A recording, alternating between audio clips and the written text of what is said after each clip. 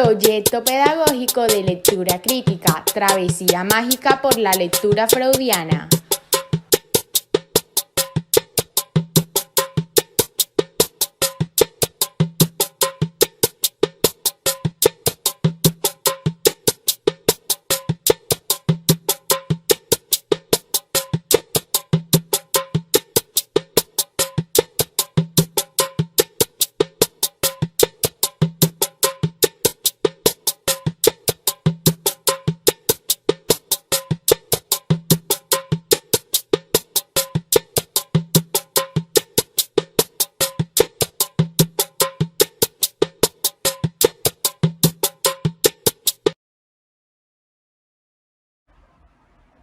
Muy buenas noches para toda la comunidad educativa del Instituto Sigmund Freud. Es para nosotros desde el área de lectura crítica una alegría poder compartir con ustedes en familia y sobre todo estar en este momento con la presencia del señor Gabriel Eligio Torres García, escritor cartagenero. Lo de escritor le viene por la sangre, así él nunca lo haya querido o nunca lo quiso aceptar o trató de evadirlo, pero la naturaleza es sabia y el destino siempre nos condena a las pasiones que a veces le huimos. Gabriel, bienvenido al Instituto Sigmund Freud. Es una alegría para nosotros tenerte esta noche con nosotros. Nos encontramos en la celebración de la Semana de las Letras, la primera versión de esta actividad institucional que busca fomentar el amor, la pasión por la escritura, por las artes y la cultura en general.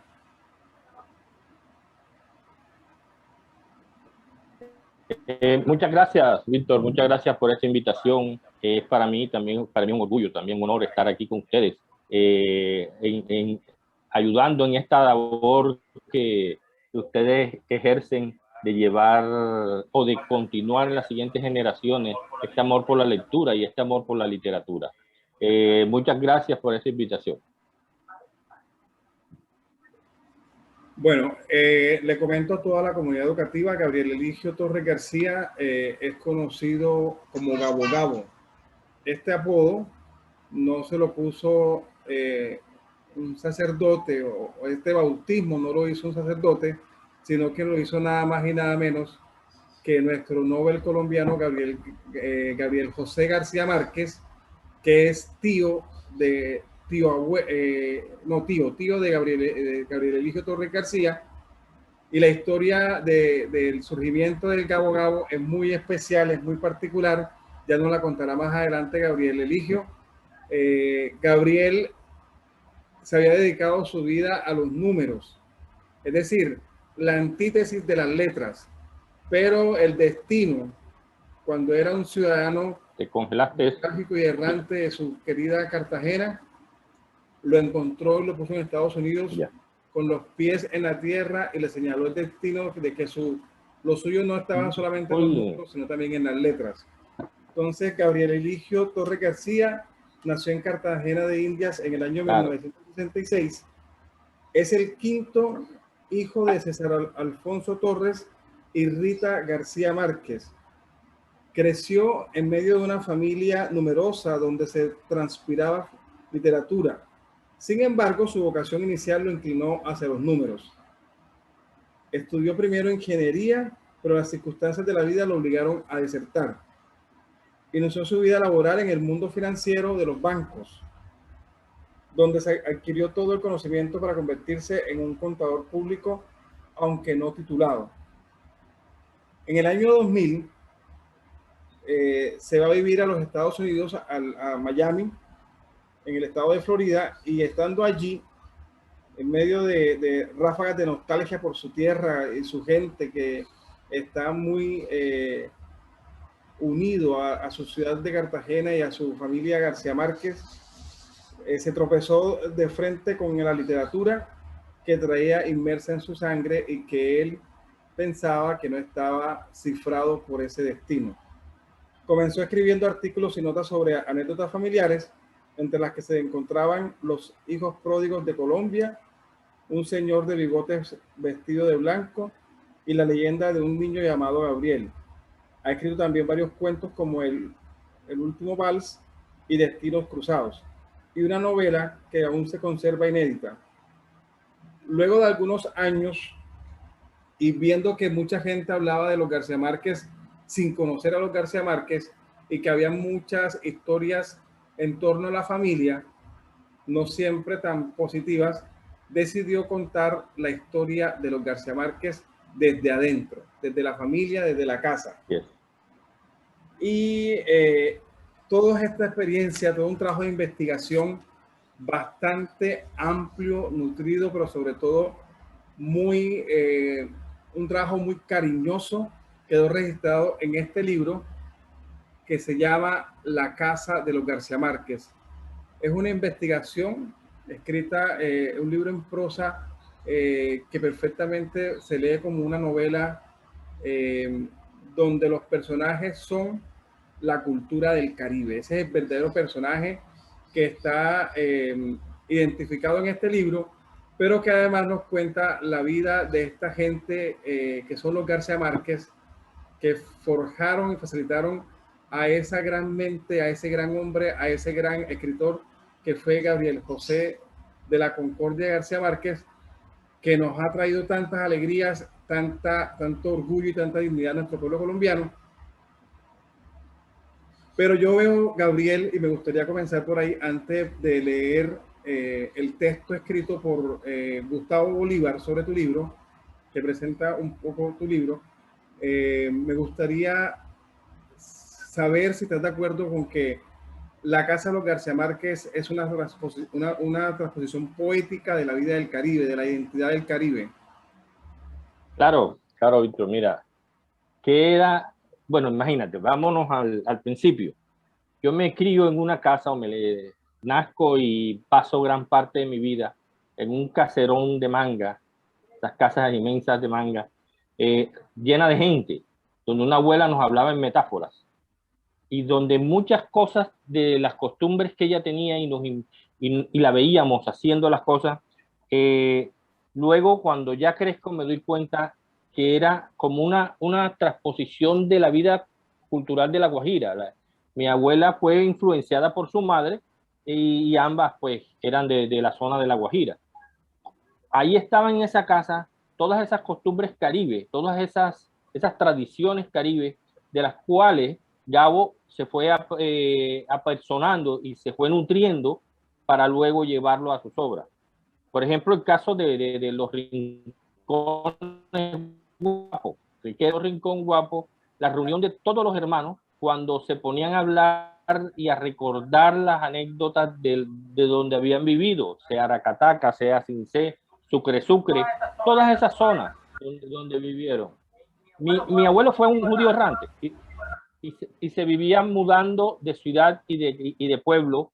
Cada que 2 años, 3 años estaban en un pueblo. Ellos vivieron en La Guajira, vivieron en... Ya la familia García Márquez como tal, cuando se casan mi abuelo y mi abuela, vivieron inicialmente en Riohacha, que es donde mi abuelo estaba cuando ellos se casaron. Luego en Aracataca, Barranquilla, Cincé, regresan a Barranquilla, Aracataca y por último Sucre, y ya al finalizar en el año 51 fueron a parar a Cartagena. Pero en ese pasar, en ese deambular de ellos, iban naciendo un hijo cada año y además se pasaban de una y de otra casa, o sea, se mudaban casi que 2 o 3 años entre una casa y la otra. Ya, entonces, pero siempre mantuvieron esas costumbres caribe, esa tradición caribe. Por eso Gabo habla mucho por ejemplo, el olor de la guayaba. Era una tradición de mi abuela hacer esos jugos, esos dulces, entre esos de la guayaba, y siempre quedaba como ese recuerdo del olor de la guayaba en la casa. Entonces, fíjate cómo Gabo lo fue influenciando todo ese medio y todo ese entorno donde él creció. Yo quería compartirte ahora, Víctor, leer un pedacito, pero de lo que es el capítulo de Gabo, el nacimiento de Gabo, cómo vino a la vida y cómo conocí yo a Gabo el día exactamente. ¿Cuál fue el día en que yo vi a Gabo y tuve uso de razón para saber quién era? No sé si habrá tiempo que pueda leer un pedacito del capítulo que hablo de Gabo. ¿Te parece? No sé. Adelante, claro que sí. Ok, bueno. Una de las disyuntivas con la que yo me encontré cuando iba a hablar, esta casa de los García Márquez, es la historia de la familia, pero lo voy contando cronológicamente la historia de la familia y en cada capítulo voy centrando en un personaje de la familia. Gabo, Luis Enrique, mi madre Rita, mis abuelos, a los cuales les titulé El telegrafista y la hija del coronel. Y cuando iba a hablar de Gabo, digo, ¿qué hablo de Gabo si de Gabo se ha hablado todo?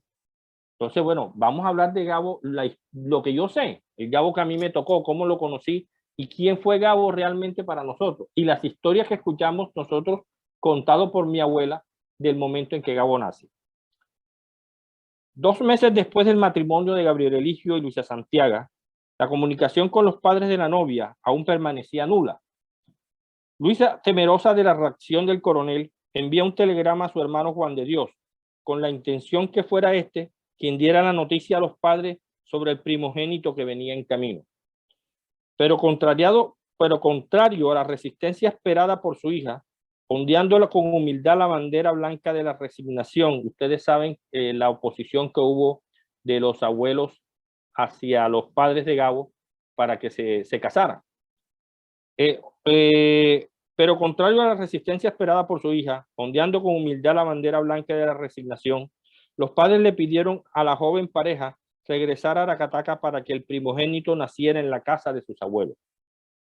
Luego de unos meses de resistencia digna y justificada por parte de Gabriel Eligio, acordaron que Juan de Dios recogería a Luisa Santiago en Riohacha para acompañarla en el viaje de regreso a la casa de sus padres, mientras Gabriel Eligio, quien conocería a su hijo un par de meses después, renunciaba a su trabajo y organizaba todo para radicarse nuevamente en Aracataca, porque ellos vivían en Riohacha. Contaba Luisa Márquez, durante un rincón guapo, que por asuntos de ese viaje a última hora, desde Riohacha, Guajira, hasta Aracataca, Magdalena, el trajín y movimiento del camino le estimuló el parto. Fue por eso que Gabito se adelantó a su nacimiento 7 días y no tuvo tiempo de adquirir la posición correcta para nacer. Estuvo a punto de morir estrangulado con el cordón umbilical, porque la partera de la familia, Santos Villero, quedó con la mente varada en el peor de los momentos. Y de no ser por Misia Juana de Freites, que se presentó en el instante mismo de la emergencia y detectó que además del cordón umbilical enrollado en el cuello, a lo que Gabito atribuyó toda la vida su temor congénito por los espacios reducidos, estaba la mala posición que tenía Luisa Márquez en la cama y que hubiera contribuido a que se desangrara rápidamente. De no haber corregido a tiempo, Luisa no hubiera sobrevivido al parto y Gabito nunca hubiera nacido. La tía Francisca Simodosea Mejía no paraba de dar gritos corriendo por toda la casa. Varón, varón, ron que se ahoga. Todos pensaron que el ron era para celebrar, pero realmente fue para reanimar al recién nacido. La tía Francisca, pensando que el recién nacido aún no estaba de este lado de la vida, para disputárselo a la muerte, ordenó echarle agua bendita en un bautismo improvisado. Así quedó bautizado informalmente como Gabriel José de la Concordia, y solo sería hasta 3 años después, durante el bautizo formal en la iglesia de Aracataca, cuando olvidaron anotar el tercer nombre en el registro bautismal. Así fue que, luego de la angustia vivida, mientras que el abuelo Nicolás se encontraba en la misa de la mañana y el padre en Riohacha alistando todo para venirse, el domingo 6 de marzo de 1927 a las 9 de la mañana, bajo un aguacero inclemente que no pertenecía a esa estación del año, Gabito vino al mundo en la población de Aracataca, Magdalena, 8 meses y 23 días después del matrimonio de sus padres. Fue el primero de 11 hijos, 7 varones y 4 mujeres, que parió Luisa Márquez, y el cuarto de 16 hijos que engendró Gabriel Eligio a lo largo de los años. Por aquellos azares del destino, según el calendario santoral, debió haberse llamado Olegario. Su primer nombre, Gabriel, fue por su padre, el segundo, José, por ser el patrono de Aracataca, y el tercero, de la Concordia, fue propuesto por la amiga salvadora Misia Juana de Freites, debido a la reconciliación que se lograba entre Nicolás Márquez y Gabriel Eligio.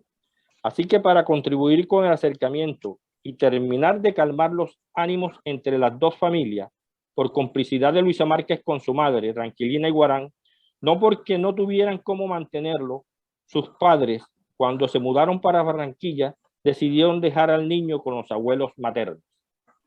Sus abuelos nunca alcanzarían a imaginar, y en vida no llegarían a saberlo, que ese mundo en que envolvieron a su nieto, que serviría para moldear los cimientos de un universo ilusorio, con el que le mostró al mundo cuál era nuestra realidad. El abuelo sería como su polo a tierra, mientras la abuela, con su cultura guajira, le mostraría el mundo mítico de los parientes muertos que seguían conviviendo entre ellos de una manera tan natural que dudarlo sería lo absurdo. Le ofrecieron lo maravilloso de esos dos mundos, porque el abuelo le hablaría de sus historias y personajes de la guerra, lo trataba y lo dejaba actuar como a un adulto. Esta situación le sirvió al niño como estimulación temprana, ayudándolo a explorar muchos de sus dones. Tenía a su disposición una pared en la oficina del abuelo para pintar lo que se le ocurriera, y al final terminó siendo la manera en que el niño se comunicaba con el resto del mundo, inclusive antes que aprendiera a leer. Antes que aprendiera a hablar. Como su biografía recorre todas las páginas de internet del mundo y existen varios compendios sobre su vida, ya que es uno de los escritores más estudiados, sería inoficioso y redundante tratar de contar lo que ya está dicho. Mejor les hablo de ese Gabito que yo conocí, ese que cuando se cerraba la puerta en la calle, ya despojado de esa fama que traía a cuesta, lograba junto a sus hermanos volver a ser quien era, uno más de los 16 hijos del telegrafista y la hija del coronel. Luego del éxito de 100 años de soledad, Gabito decide radicarse en Barcelona y tarda varios años en regresar a la casa de sus padres. Muchos de sus sobrinos no lo conocíamos personalmente, porque se fue cuando todos éramos muy niños, incluso algunos aún no habían nacido. Solo sabíamos de él por las historias que escuchábamos en los rincones guapos que hacían sus hermanos, o por una caja abarrotada y sellada con cinta transparente llena de remiendos. Era una caja más antigua que mi edad. Vinieron con ella desde Sucre y le fueron anexando las cosas que Gabito fue dejando olvidadas en la casa de sus padres. Así que todos los que aún no lo conocíamos, sabíamos de la existencia de un tío llamado Gabito, porque en esa caja, con un papel de cuaderno escolar, pegado con una cinta transparente y escrito con una calidad, nos decía: prohibido tocar, propiedad de Gabito. Una tarde de juego, durante unas vacaciones de diciembre, y la temperatura de 40 grados a la sombra nos obligó, regresamos en estampida a la casa de los abuelos, en busca de esa bebida fría, de cualquier cosa que hacía la abuela y que llamaban chuculia. El camino más corto hasta la casa. Por allí entramos como una manada de caballos sudorosos y discutiendo de quién había sido el mejor o quién había sido el peor. Y a carcajadas festejábamos o discutíamos, pero con la euforia de la niñez feliz en unas vacaciones de diciembre. Isa Márquez, quien siempre estaba pendiente de mantener la armonía y la cordura de la casa, nos salió al encuentro con su caminar sigiloso y actitud mediadora, diciendo que bajáramos la voz, que era de mala educación entrar haciendo tanto ruido y que no se nos ocurriera acercarnos con ese escándalo a la sala, porque había llegado visita.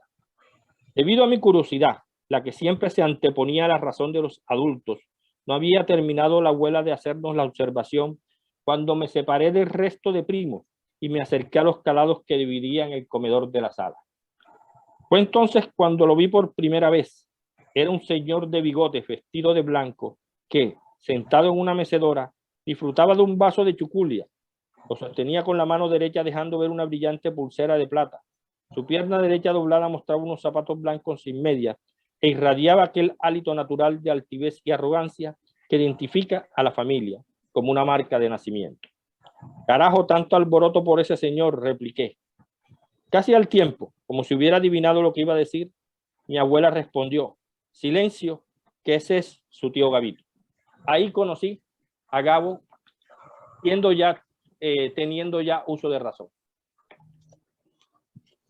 Gracias, Gabriel. Voy a permitirme en este momento hacer lectura de la presentación que hace del libro Gustavo Bolívar, que sé que es alguien muy cercano para ti. Es uno de los, para los que no saben, Gabriel Eligio es uno de los organizadores de la Feria del Libro de Cartagena, la Feria del Libro Latinoamericana de Cartagena, la FELICAR, que es una apuesta muy interesante que hace un grupo de personas casi que contra todo pronóstico. Contra todo pronóstico y contra todas las dificultades de hacer una feria del libro en una ciudad que tiene que es sede de tantos eventos, pero no de los libros. Gustavo también hace parte de ese equipo que apoya pues la realización de esta feria del libro y escribió este texto que me parece, además de muy cálido, un reconocimiento justo al trabajo realizado en esta investigación. Claro. Dice así: Los Gabrieles. Cuando Gabriel Eligio me eligió, qué bello es nuestro idioma. Eligio me eligió para que le escribiera unas frases sueltas para este libro, o mejor, cuando me hizo el honor de invitarme a presentar su obra, La Casa de los García Márquez, enseguida supe que mi vida por cuenta de esa irresponsabilidad se convertiría en un delicioso martirio los meses siguientes. Primero, porque debía combinar su lectura rica en anécdotas y superlatividades, pero carente de metáforas, porque toda la vida de los García Márquez es una metáfora en sí misma, con proyectos de ley, proposiciones, tutelas, tweets, códigos, reformas tributarias y poemas. Y segundo, porque pensé enseguida que escribir sobre, por o acerca de un García, sobrino de un Nobel, suponía una tarea delicada, de filigrana, de pasión y de inmersión en laberintos encantados para descifrar la génesis y a la vez el apocalipsis de una estirpe donde la palabra magia constituye una redundancia. Y no estaba equivocado. Apenas empecé su lectura, esa gran cantidad de Gabrieles y Eligios me provocaron una confusión similar a la que experimenté por primera vez a mis 15 años, cuando me enfrenté con una cantidad similar de Aurelianos y Arcadios en 100 años de soledad. Miren nada más, pero no traten de entenderlo, por favor, se los advierto, y además no hace falta. Gabriel Martínez Garrido es el padre de Gabriel Eligio García y es el abuelo de nuestro Nobel Gabriel José García Márquez. Eligio Gabriel García Márquez es hermano menor de nuestro Nobel y ambos son tíos del autor de esta novela que nos ocupa hoy, Gabriel Eligio Torres García. 5 Gabrieles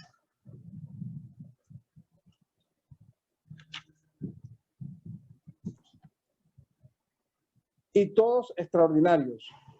3 de ellos escritores de realismo mágico, pero no porque lo quieran, sino porque es imposible no hacerlo en el entorno en que nacieron y crecieron. Gabriel José, 100 años de soledad. Eligio Gabriel, Tras las claves de Melquiades.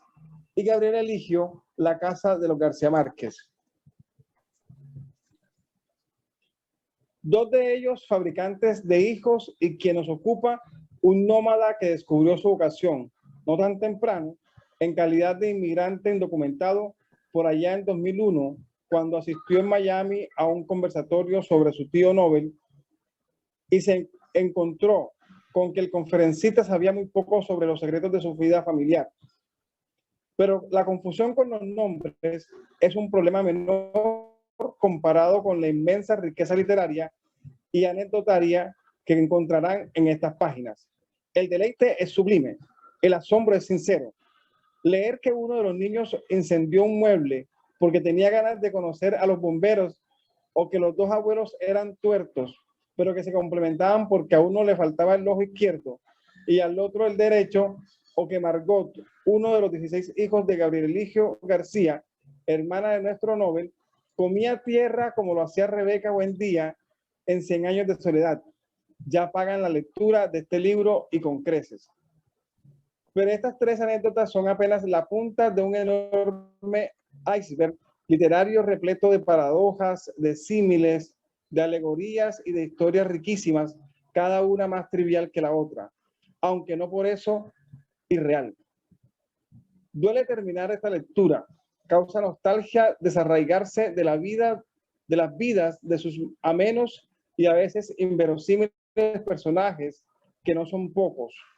16 hijos, 65 nietos, 88 bisnietos, 14 tataranietos, y eso sin contar los hijos extraviados dentro de algunas historias de amor fortuitas o prohibidas, o las dos cosas. Tuvo tantos sobrinos Gabo, casi 6 docenas, que se me antojó decirle un día a Gabriel Eligio: oiga, hermano, ser sobrino de un Nobel no es tan difícil. Así es. A lo largo de estas páginas que se vuelven cortas y efímeras, se vibra con el espíritu todero de Luis Enrique. Se aterra uno con la premonición de la partera que predice con 80 años de anticipación el triunfo de Gabito. Se derrite el lector con la bellísima historia de amor con visos de imposibilidad entre Luisa Santiago y Gabriel Eligio García, padres de nuestro Nobel, que dio pie a 2 libros. Uno que estaba escribiendo el propio abuelo para hacer honor a ese matrimonio, a prueba de tiempo y de olvido, una historia de amor que tardó más de 60 años en destruir la muerte y la que convirtiera Gabo en una de sus obras cumbres, El amor en los tiempos del cólera. Aunque la primera no vio la luz, pues su autor desistió de continuar su escritura al saber que su hijo le acababa de publicar en una de sus obras, en una de sus obras más aclamadas, El amor en los tiempos del cólera. Pero no me cabe duda de que hubiera sido tan o más hermosa la historia escrita por su propio protagonista. Las historias en este libro único que nadie que no lleve los apellidos de esta familia podría escribir con tanto detalle genealógico, se entrelazan, se complementan, se amontonan como hojas secas en otoño y de un momento a otro, por ley natural, empiezan a abandonarnos de la misma manera como llegaron hasta dejar la casa sola. Gabriel Eligio, sobrino de Gabriel José y del hijo Gabriel, nos lleva como por entre un tobogán de emociones que empieza con el momento efervescente en que los García Márquez son tantos que cada diciembre en la casona de turno no faltaba el bebé recién nacido, el nené gateando, el niño precoz, el adolescente rebelde y los adultos queriendo ser niños de nuevo, todos mamando gallo, hasta el momento inaceptable y doloroso en que los protagonistas empiezan a abandonarnos casi siempre sin recordar quiénes son.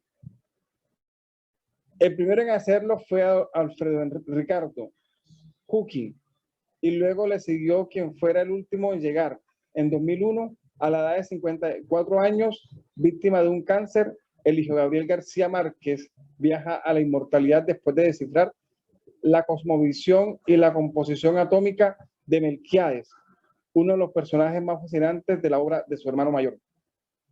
Capítulo aparte merece el hermoso homenaje del escritor a Rita, su madre, a quien Gabo salvara de la soltería, un buen día en que se enfrenta a su padre para pedirle que le permita tener amores con César Alfonso, a la postre su padre, porque era tal el machismo ancestral de la época que alguna vez se le escuchó decir al jefe de la familia que se sentía más orgulloso por tener una hija monja, Aida, que por tener un hijo Nobel.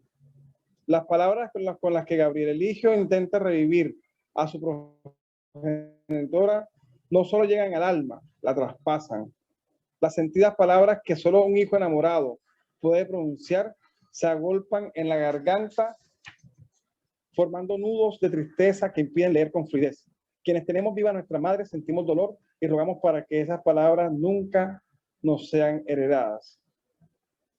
Es tan inverosímil y a la vez tan especial cada cosa que se lee de esta familia maravillosa, que al final termina uno identificado con el periodista catalán que un día, aburrido al descubrir que Macondo no era más que un imaginario colectivo con arraigo en la realidad, le dijo a Gabo en tono de burla: definitivamente, Gabriel, tú no has inventado nada en tus libros, eres un simple notario sin imaginación. A Gabo lo conocí a través de Cristóbal Pera, un español quien era nuestro editor común en Random House Mondadori. Un día que Cristóbal vino a Bogotá me dijo que se vería en Cartagena con Gabito y que le había prometido llevarle la serie de Sin Tetas no hay paraíso. Fuimos a comprarla en una disquera y se la envié. Al regresar de Cartagena, me trajo 2 regalos invaluables. La razón de que Gabo y Mercedes habían devorado la serie en un fin de semana. Y el libro 100 años de soledad, autografiado con una dedicación que dice: para Gustavo Bolívar, con sus tetas en el paraíso. Conservo esa reliquia hoy como mi más grande tesoro. Por eso, cuando Gabriel Eligio me involucró de alguna forma en este viaje a la semilla de su familia, parodiando a Dazo Saldívar, no lo dudé. Lamento no haber tenido más tiempo para releer el libro, para entender esas cosas que se entienden en las repasadas, pero no tengo que prometer que lo haré. Es una necesidad para mi alma hacerlo. Ahora que el delicioso martirio ha terminado, a eso de las 4:15 de la madrugada de un día de julio, minutos antes de que la rotativa que lo imprimirá se eche a andar, solo me resta por pedirle al Dios de la magia que la estirpe de los García Márquez, a pesar de sus 100 años de historia, tengan otra oportunidad sobre la tierra. Gustavo Bolívar Moreno, Bogotá, julio 9 de 2020. Bueno, Gabriel Eligio, unas palabras muy sentidas, muy cercanas, muy cálidas, y creo que es, junto con las palabras también escritas por Gustavo Tatis en el libro, recogen o sintetizan esta historia. Yo personalmente me la demoré en un par de días, en una semana me leí el libro, y eso me tocaba suspenderlo porque me tocaba dormir y me tocaba dar clases, ¿no? Pero si no, no hubiese parado de leerlo. Encuentra uno historias de los García Márquez contadas con propiedad, contadas con el ojo directo de quien las sintió, de quien las vivió, pero sobre todo de quien las ha recibido, contadas a través de los suyos. Y aquí el elemento de la oralidad aparece como una de las grandes características de la familia. Entonces me gustaría que nos comentaras un poquito qué es eso del Rincón Guapo, esa tradición que tienen como un ejercicio de unidad familiar, de integración familiar, de recordar momentos especiales, pero también un ejercicio que termina siendo a largo tiempo frustrado. Ya hablaremos al respecto de la memoria, pero una memoria que no quedó para ellos, sino para las siguientes generaciones, y que de alguna forma permite que todos ustedes tengan la transmisión oral como un patrimonio familiar. Coméntanos, por favor, Gabriel, mira, sobre eso. ¿Qué era el Rincón Guapo? Obviamente, cuando todos fueron creciendo y se fueron mudando a otras ciudades, ellos conservaron la tradición de pasar el fin de año en la casa de mi abuela. Entonces, ahí se reunían todos los tíos. A veces venían todos, a veces faltaba uno que otro, porque casi todos vivían fuera de Cartagena. Por no decir todo, creo que eran 2 tíos nada más que vivían acá en Cartagena, o 3, incluyendo a mi madre, ¿no? Entonces, ¿qué era el Rincón Guapo? El Rincón Guapo es lo que le llaman la tradición oral. Era reunirse a hablar de todo y de lo mismo. Era una manera de ejercitar la memoria. Y que eso se fue cultivando desde los tiempos de Papalelo. O sea, Papalelo era Nicolás Ricardo Márquez, que era el que se reunía y ponía a Margot, a Gabito y a Luis Enrique, que eran los más grandes, los mayores, y le empezaba a contar cosas, sobre todo a Gabito, que Gabito era muy preguntón, le decían que era muy preguntón cuando pequeño. Y luego esa costumbre de mi abuela de contarnos historias a nosotros, lo mismo que los tíos contar historias, y ahí fuimos escuchando. Como tú lo habías comentado al principio, yo nunca le paré bola a la literatura, es más, me detestaba la literatura, a pesar que había crecido en medio de ella. De hecho, yo pierdo, ¿cómo sería el 5º bachillerato hoy en día? 10º grado. Bueno, yo pierdo 10º grado y pierdo español, francés y dibujo. Eso es histórico, o sea, porque me gané el concurso, porque me gané ese año el concurso de matemáticas intercolegial. Entonces el retorno sabía si darme un premio, felicitarme por ganarme, o regañarme o reprenderme por haber perdido el año. Entonces, para mí la literatura no fue, yo lo vi como como no me llama la atención. Mi madre es una lectora, mi padre fue un lector empedernido, de quien heredé muchos libros sobre Cartagena, por cierto, que me están sirviendo hoy en día para reestructurar la novela que perdí. Y todas esas cosas que yo fui escuchando en la familia, a pesar de que yo no leía, pero las historias las fui escuchando de mis tíos, de mi madre, de mi abuelo. Mi abuela, como te decía, era una narradora increíble. Y en esos rincones guapos es cuando yo me doy cuenta que ahí estaba la esencia literaria de lo que era Gabo, o sea, de la literatura de Gabo, de las novelas de Gabo. Cuando yo estando en Estados Unidos, me comienza a llamar la atención esto de escribir. Y comenzaron los problemas de que, bueno, de que decían algo de la familia y eso no era real. Y todas esas cosas, la familia comenzó, sobre todo mis tías mayores, Aida, entre esas Aida, que había escrito un libro, Gabito, el niño que soñó a Macondo. Ella me decía, pero tú tienes que escribir la historia de la familia, tienes que acabar con esa cantidad de especulaciones que dicen. Y ahí fue donde yo comencé con la idea de escribir este libro. Sin embargo, cuando yo empiezo a escribir mis primeras notas, la primera novela que se me la llevó el huracán Katrina, en el libro La Casa de los García Márquez, entre eso el texto del señor de bigotes vestido de blanco, voy a parar al libro de La Casa de los García Márquez. Fue el momento en que yo conozco a Gabo. La leyenda de un niño llamado Gabriel, que es la historia cuando nace mi abuelo y que la partera dice que ese niño que acaba de nacer tendrá un nombre poco común en este pueblo, pero su hijo a su vez vuelta al mundo en un solo día. Y que eso tardaría 82 años, 81 años para hacerse realidad. Entonces, ¿qué era el Rincón Guapo? Era la manera, era el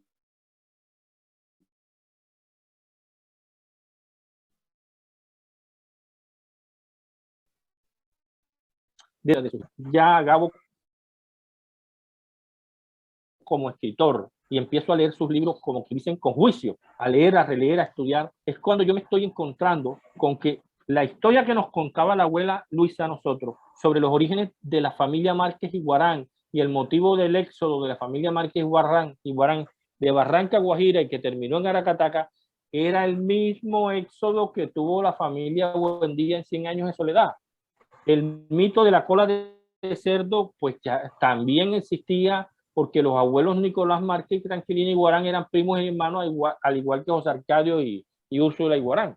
Y le decían que como eran primos hermanos iban a tener un hijo con cola de cerdo. Esa era una historia mitológica que rodaba en la...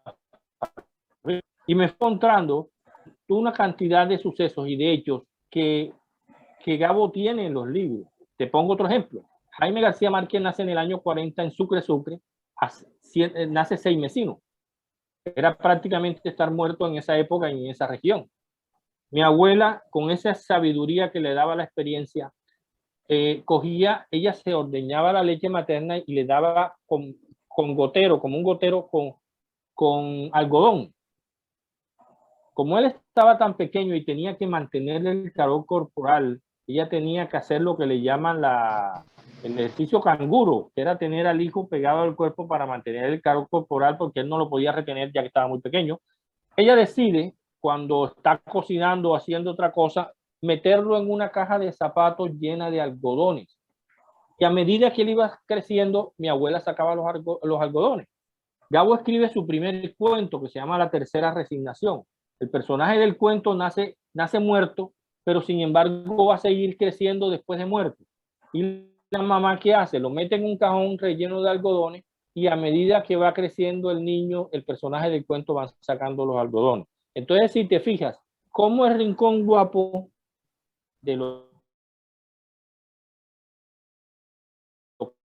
que había ocurrido para recrear su historia y cómo Gabo tomó algo que vio en su casa con su hermano Jaime y lo convirtió en un texto literario. Así se fue dando todo ese origen de los personajes de Gabo y de las historias de Gabo que él utiliza en sus libros, como cuál fue su origen real. El origen fue su familia. Si nos vamos a lo mejor en los tiempos del cólera, ahí está, metafóricamente hablando, la historia de los amores contrariados de mis abuelos. Obviamente con unas variantes diferentes, pero en la realidad es la misma. De hecho, él transpone casi que literalmente el viaje que hizo mi abuela por La Guajira, que sus padres se la llevaron por La Guajira, de Aracataca a La Guajira, para que se olvidara del telegrafista, o sea, de mi abuelo. Ese mismo viaje lo hace Fermina Daza en El amor de los tiempos del cólera. Lo que pasa es que para entender toda esta circunstancia hay que entender cómo Gabo construía los personajes y cómo Gabo construía su historia o sus escenarios en la historia. Y es que él mezclaba de uno y del otro. Él no te decía, bueno, la historia de mis padres, no, esa es la historia metafóricamente de los padres. ¿Por qué? Porque a pesar que tiene mucho de la historia de mis abuelos, en sí es completamente diferente, porque mis abuelos sí se logran casar, mientras que Fermina Daza y Florentino Ariza tuvieron que esperar casi más de medio siglo para reencontrarse. Pero fíjate cómo Gabo va utilizando por medio de Rincón Guapo a su familia y los va convirtiendo en personajes y en historia de sus libros. Ese realmente es la riqueza de Rincón Guapo y que sirvió a Gabo y después a Ligio y luego a mí para poder escribir nuestros libros. Ese es el origen de Rincón Guapo. Y fue bautizado por Gabo, porque Gabo fue el que dijo, esto se le llama Rincón Guapo porque aquí es donde la pasamos rico, esto es un rincón agradable y aquí es donde ejercitamos la memoria. Ese es más o menos como lo que es el Rincón Guapo. Gabriel, me gustaría que antes de continuar un poco más con las anécdotas del libro, nos cuentes por qué Gabo Gabo, aunque también claro. en el libro lo mencionas. Gabriel, para la comunidad educativa, Gabriel ya casi no se llama Gabriel Eligio, sino que es conocido por Gabo Gabo. Yo estuve haciendo algunas consultas hace poco en la Fundación Gabo y me decían, Gabo Gabo, aquí nadie le dice, aquí para nadie es Gabriel Eligio, él aquí es Gabo Gabo. Entonces cuéntanos de dónde viene eso de Gabo Gabo. Pero mira, en alguna ocasión estábamos en la casa de los abuelos, mi abuelo Gabriel Eligio, Gabo, y estaba yo. Hicieron varias llamadas, yo recuerdo 3, pero fueron varias llamadas, y en una de esas la empleada doméstica que contestaba la llamada, me pasa la llamada, mira, Gabo es para ti, yo cogí el teléfono, y era de la embajada francesa, y era para Gabo. Tío, esto no es para mí, esto es para usted. Luego llamaron, pudo haber pasado una media hora o más, y llaman de Sucre, un tío que se llamaba Hermógenes Martínez, era medio hermano de mi abuelo, Hermógenes Martínez, y era para mi abuelo y se la pasaron a Gabo. Luego era para mí, se lo hizo míos cuadrando unos asuntos de parranda y era para mi abuelo. Y la manera como se hablan los jóvenes, te dice mi abuelo, caramba, pero estos muchachos no respetan para hablar. Y era que la llamada era para mí. Total es que, bueno, Gabo dijo, bueno, aquí hay que ponerle orden, ¿no? Gabriel, el abuelo es Gabriel. Vamos a llamar al abuelo Gabriel, aunque todos nosotros le decíamos papi a nuestro abuelo. Gabriel, yo soy Gabo, y alguien dijo, no, entonces tú eres Gabo segundo, pero Gabo dijo, no, eso suena muy rimbombante, eso a mí no me gusta, tú te llamas Gabo Gabo. Y de ahí en adelante, los amigos de Gabo, los amigos de Gabo que me conocieron, de Mercedes, de toda la familia, me llamaban Gabo Gabo. La familia de Mercedes me llamaban Gabo. Y fue en la calle, hay unos que me dicen Gabo, hay un momento en que me decían Gabito, pero cuando ya empezó la familia con el asunto de Gabo Gabo, aunque dentro de la familia todos me dicen Gabo, internamente lo que son mis primos, los mayores y muchos de mis tíos y gente de la calle que conocían a Gabo me quedaron llamando Gabo Gabo. Cuando yo escribo el libro, todo el mundo me dice, pero tú no vas a firmar como Gabriel Eligio. Yo le dije, ¿cómo firmo? No, voy a firmar como Gabo Gabo. Y es mejor. Y así es más rápido y además se resuelve mucho la cosa. Entonces, de Gabo es que nace la idea, tú te vas a llamar Gabo Gabo. Y es quien me bautiza como Gabo Gabo. Y así me quedé. Y también es para diferenciar esto de los Gabrieles, porque es que en mi familia hay muchos Gabriel. De hecho, nos viene de un tío un tío de mi abuelo que se llamaba Gabriel Antonio Garrido, era hermano del abuelo de mi abuelo, imagínate, el abuelo de mi abuelo. Y El sacerdote. el sacerdote ante Gabriel Antonio Garrido. Luego, se fue dando, a mi abuelo le pusieron Gabriel Eligio y se fue dando, ya, mi abuelo le puso Gabriel José a Gabito y quiso ponerle a su último hijo Gabriel Eligio. Pero mi abuela le dijo, pero Gabriel, ¿cómo es posible si aquí hay un Gabriel y es Gabito? Dice, sí, pero es que Gabito pasa viajando y Eligio, que era el último de todos, él siempre está aquí. Entonces mi abuela dijo, no, yo no acepto eso que tú le pongas. Entonces, como mi abuelo daba unas soluciones salomónicas, entonces dijo, bueno, hagamos una cosa, se va a llamar como yo, pero lo contrario. Y se llamó Eligio Gabriel. A ese tío le decíamos Gillo. Entonces, de hecho, siguen las generaciones. Varios de mis primos se llaman Gabriel, mi hijo se llama Gabriel, y varios de hijos de mis primos también se llaman Gabriel. Entonces, la tradición de repetir los aurelianos y los arcadios es una cosa que se dio en la familia. Ya, acá son Gabriel, Nicolás, el de para los hombres, Margarita, las mujeres, ¿quién más? Luisa, por mi abuela Luisa. El que sí nunca quisieron repetir fue el de la abuela Tranquilina, porque imagínate, con esos nombres de los abuelos, que Gabo decía que eran sonoros, pero eran unos nombres que tú dices, wow, Francisca Simodosea Mejía, era una tía abuela. Una hermana de mi tía abuela Luisa, hija del coronel, que murió a los 21 años de tifo, se llamaba Margarita María Mineata de Alacoque. Alacoque, ¿de dónde sale ese nombre? O sea, unos nombres tan extraños.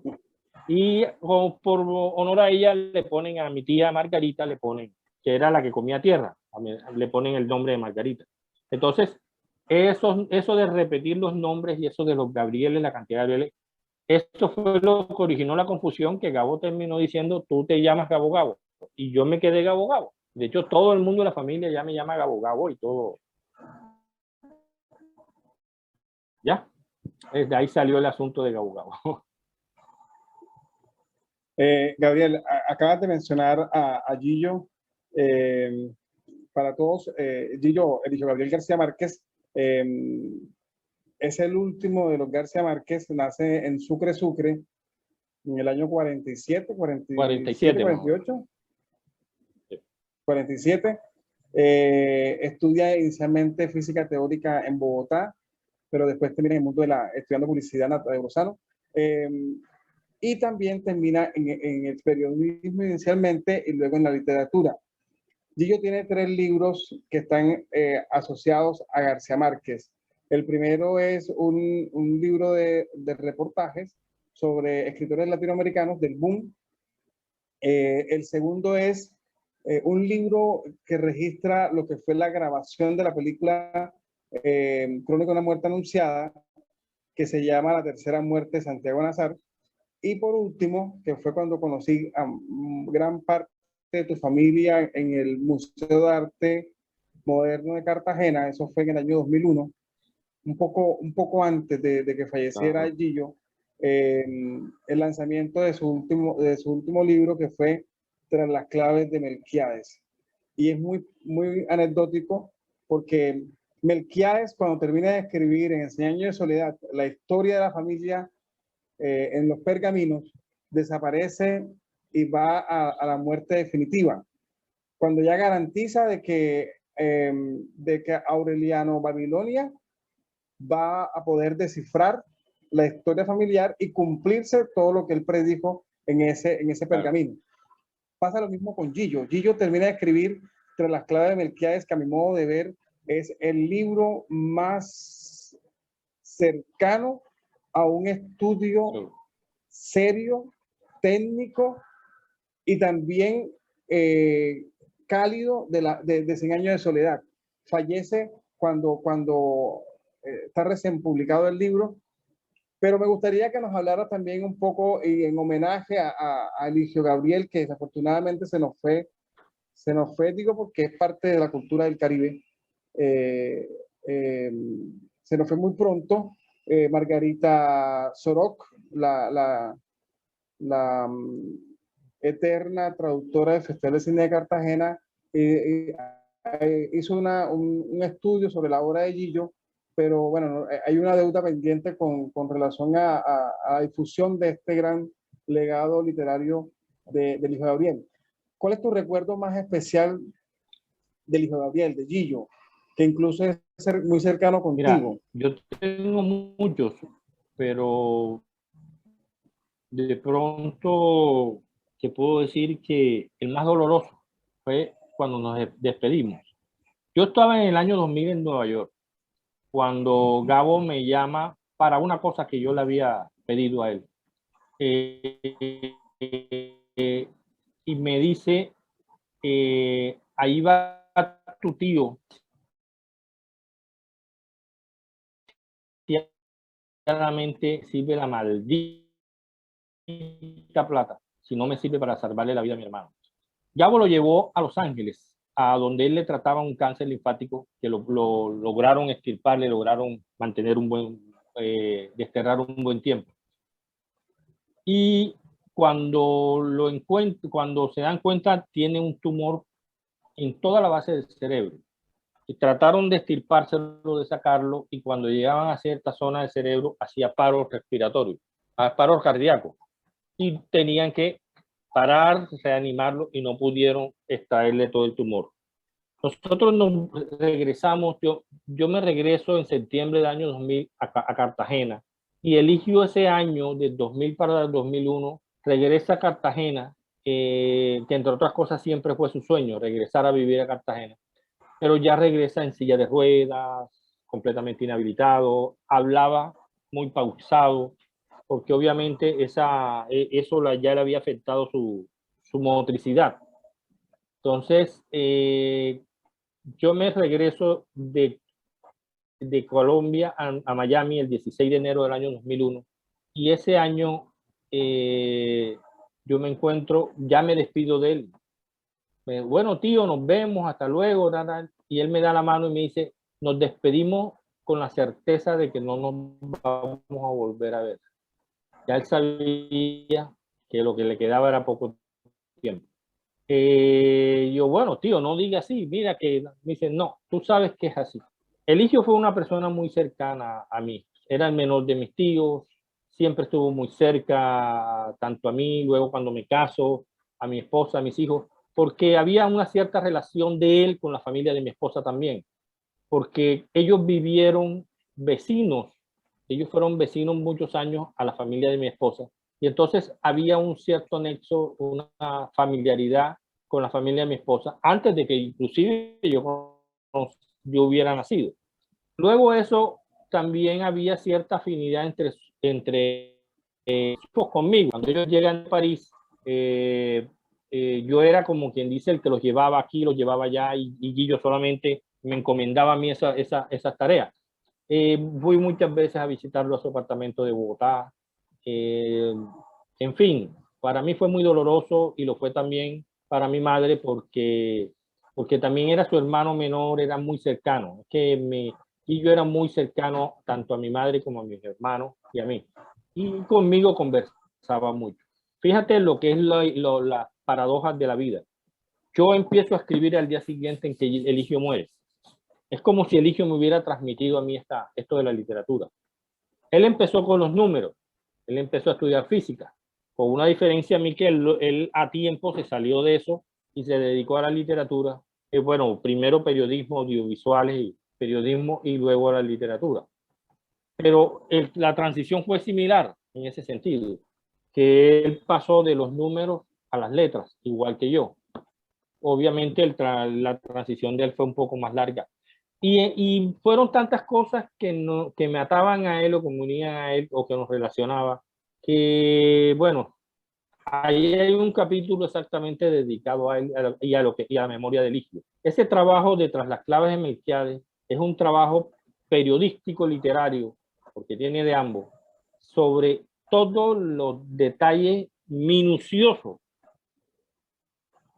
que rodearon a Gabito, los buenos y los malos, y que al final todos esos detalles fueron los que llevaron a hacer 100 años de soledad. O sea, fue un trabajo periodístico muy minucioso sobre el origen, sobre los tropiezos, sobre los aciertos que fue teniendo Gabo desde que se ideó escribir 100 años de soledad, cuando se llamaba La Casa primero, hasta que el libro salió publicado.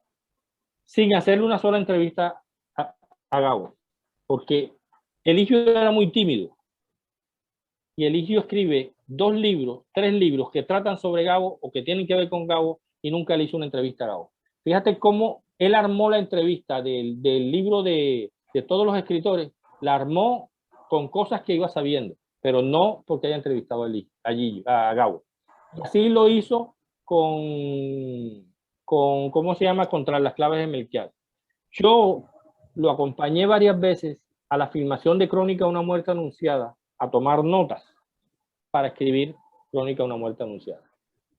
Tiene otro libro que ojalá rescatara, no lo he encontrado, voy a preguntarle a Miriam, su viuda, a ver dónde se lo podré conseguir, que trata sobre el barrio donde vivió, Lo Amador. Yo vivo en el barrio Lo Amador, vivo a 3 casas de donde viví hace casi 50 y pico de años, porque yo nací en este barrio y me fui para Manga a los 2 años y ahora me casé y vivo en Lo Amador, vivo en la casa de la familia de él. Y vivo a 3, 4 casas de donde vivieron ellos aquí en Lo Amador. Entonces, ese libro se llama Para matar el tiempo. Es sobre la parte juvenil de Eligio cuando estaba aquí en Cartagena, lo que ocurrió y toda una cantidad de historias que él nos contaba de cuando eran jóvenes y se sentaban en lo que era el Teatro Miramar a contar, a matar el tiempo, a contar de todo. Y una de las historias que él contaba mucho me sirvió a mí para reconstruir la historia de Alfredo Ricardo. No sé si ya la leíste bien, que es la de él con la Samsung, que es Victoria, que es la que muere después de que sus padres le practican un aborto. Eso ocurrió en este barrio y Eligio lo contó a su manera muy, muy tapado, pero a nosotros sí nos los contaba directamente. Y luego yo me enteré también, me complementé la historia de Alfredo Ricardo sobre ese suceso con la abuela de mi esposa también, que era vecina de ese suceso en los años 50 y 4, 55, ¿ya? Entonces, esa cercanía con Gillo, para mí, tuve mucha cercanía con él por un tema en común que era la música de acordeón, la música vallenata. Íbamos juntos en varias ocasiones a comprar discos de lo último que hubiera salido mientras que él no había estado en el país. Pero de todos los tíos, los más, obviamente, los menores, los que yo tuve más de cerca, mucho más tiempo, fueron Alfredo Ricardo y Eligio Gabriel. Y Hernando, claro, y Hernando. Fueron los últimos 3. ¿Ya? Entonces, para mí, Eligio fue una persona muy significativa. Gabo, entonces, antes de darle paso ya a los estudiantes para que también ellos puedan participar, me gustaría, mencionaste que la primera novela que comenzó a escribir García Márquez después de escribir varios cuentos y de iniciarse como periodista en Cartagena, Bogotá, se llama La Casa y que Jorge García Usta registra en su libro Cómo aprendió a escribir García Márquez.